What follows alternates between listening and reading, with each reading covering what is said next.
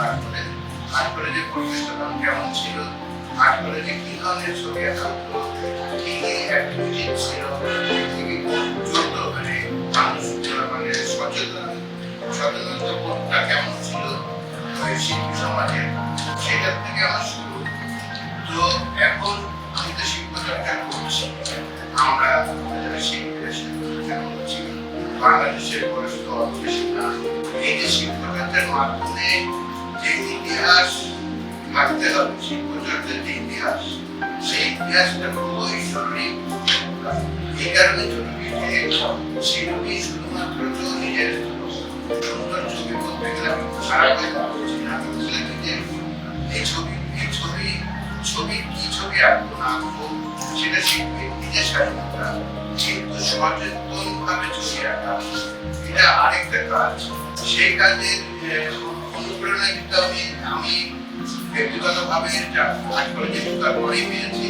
কারণ ওখানে দেখেছি যে যখন পৃথিবীর যে কোনো জায়গায় একটা খারাপ কিছু করছে, অত্যাচারিত হচ্ছে মানুষ, তখনই চারুকলায় কোনো না কোনো ভাবে ওটার একটা প্রতিবাদ বলা যাবে, প্রতিবাদ নাও বলা যাবে, তার একটা এক্সপ্রেশন পাওয়া যেত সবসময় আর্ট কলেজে।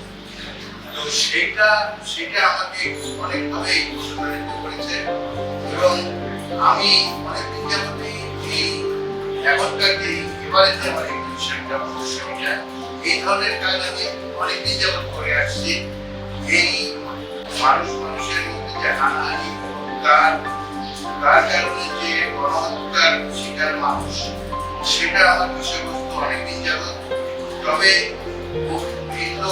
এই পরিসরে এসে, এই পরিসরে মানে কলাকেন্দ্রের এই পরিসরে যখন আমি আমার এই কাজগুলোকে আসলাম, তখন আমার মনে হলো যে এই ভাষাটাকে আরেকটু শিল্পের ভাষা হিসেবে এর উপস্থাপনা যেভাবে করা দরকার সেটা আমি এবার এই কলাকেন্দ্রে এসে করাতে এটা আমি করতে পারলাম।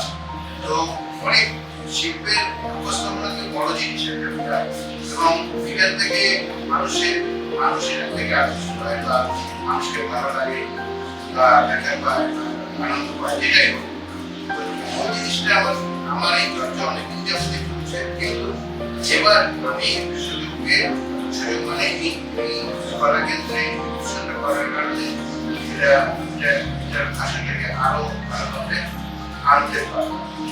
শিল্প হলো নানা ধরনের চর্চা, এখন এই যে সারা পৃথিবীতে যে গণহত্যা চলছে, বিশেষ করে রাজা, সেটা নিয়ে কিন্তু সারা পৃথিবীতে কাজ হচ্ছে। সেরকম আমি সেইভাবে যদি ভাবা যায়, তো আমিও তো সেরকমভাবে কাজ এটাকে নিতে পারি, নিয়েছিল প্রায়। এবং শুধুমাত্র রাজা না, আজকের থেকে নাই বাংলা, আমি তো এখানে ইতিহাস সবাই জানি, আমরা যারা থাকতে চাই সবাই পাবো। তো সেই একজন মানুষ হিসেবে, একজন শিল্পী হিসেবে আমি মনে করি যে এটা নিয়ে কাজ করা দরকার। প্রতিবাদ শিল্প কিন্তু প্রতিবাদের ভাষা হয়ে দাঁড়ায় যখন এটার ভিতরে মানুষ কিছু পায় ভাবে পেলে যে এটা ভাষা হিসেবে যে তৈরি করা যায়, তাহলে প্রতিবাদের ভাষা হয়।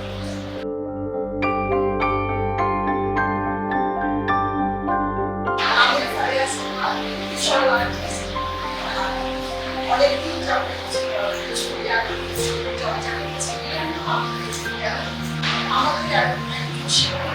সমাজে আমরা ভাবতে চাই যে সমাজের ভাষা বা শিল্পকর্মের আমাদেরকে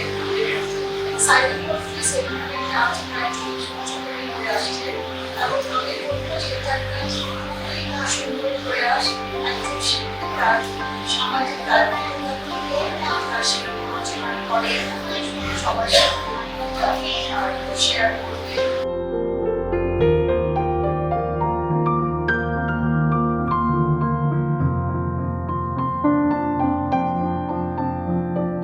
That's so divided.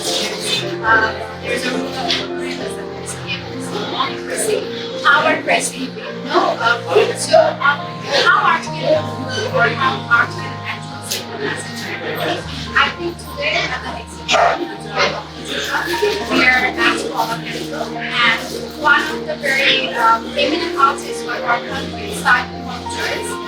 His exhibition tonight is an installation. It actually reflects the horror of the reality that we live now, and it's actually beyond an art exhibition for me. As you know, we have Harnifying Arts, and our mission is promoting art and reaching the world of artists and promote art difference. I believe this is a sheer example of what art and research can do, because sometimes it's so difficult to get message across when it's politically conflicted. In this scenario, we actually looking for the message delivered across the world. That's the neo-colonialism, imperialism, and all these things that actually founded by capitalism and all sorts. They send a message, and there's a basic sense in all of this. These are actually the means of divide.